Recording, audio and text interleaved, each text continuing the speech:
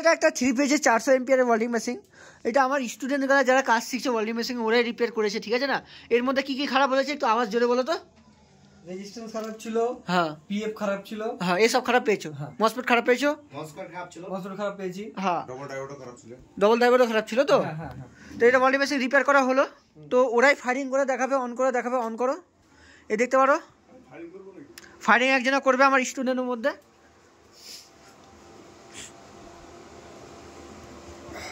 আচ্ছা হ্যাঁ দাও, রেডি, হ্যাঁ রেডি রেডি রেডি। ফায়ার করো, ভয় নাই ভয় নাই, ফায়ার করো, বেশি করে ফায়ার করো।